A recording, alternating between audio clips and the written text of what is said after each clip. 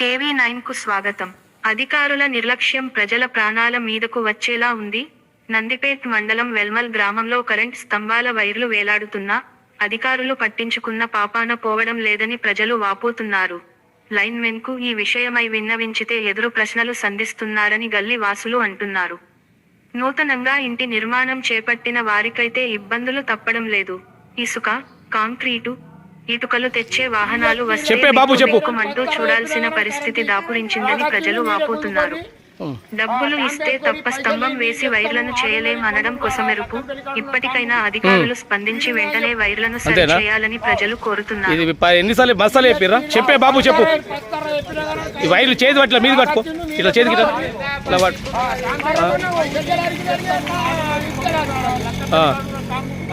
చెప్పినా కూడా పట్టించుకోక చీర సార్లకు అంతేనా? కరెంట్ వాళ్ళు ఏమడుగుతారు? పైసలు చెప్పిర్రా?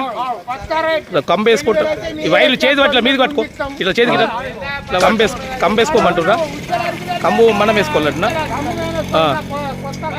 చెప్పినా కూడా పట్టించుకోక చీర సార్లకు. కరెంట్ వాళ్ళు ఏమడుగుతారు? పైసలు అడుగుతారా?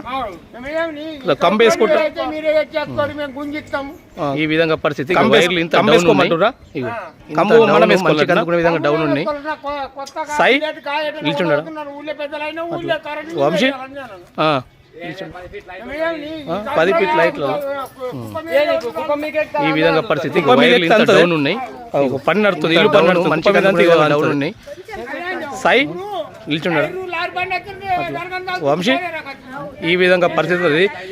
ఎన్నిసార్లు చెప్పారు వాళ్ళకు? కరెంట్ వాళ్ళకు 10 సార్లు చెప్పారా? కుప్ప మీద అయినా ఇదే విధంగా ఉంది.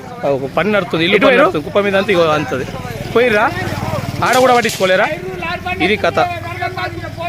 ఇంత వైర్లు, 3 ఫేజ్ వైర్లు. ఎన్నిసార్లు చెప్పారు? కరెంట్ వాళ్ళకి షాక్ కాదు, చచ్చిపోతాడు. 10 సార్లు విధంగా అయినా ఇదే విధంగా అడిగితే దీని విషయం గురించి అన్న పట్టుకుంటే చేస్తారా? చూద్దాం చూద్దామని కాంతయ్య ఈ విధంగా బిహేవ్ గా ఇంత వైర్లు, ఇంత ఇది 3 ఫేజ్ వైర్లు అనేది వాళ్ళ 3 ఫేజ్ వైర్లు ముట్టుకుంటే షాక్ కాదు, చచ్చిపోతాడు, ఇది చేస్తున్నావు అని ఈ విధంగా అడుగుతే కాంతయ్య దీని విషయం గురించి అన్న పట్టుకుంటే చేస్తారా? చూద్దాం మరి పట్టుకున్నప్పుడు తాగినప్పుడు చూద్దామని లైన్ మీద కాంతయ్య ఈ విధంగా బిహేవ్ గా మాట్లాడుతారు నిర్లక్ష్యంగా.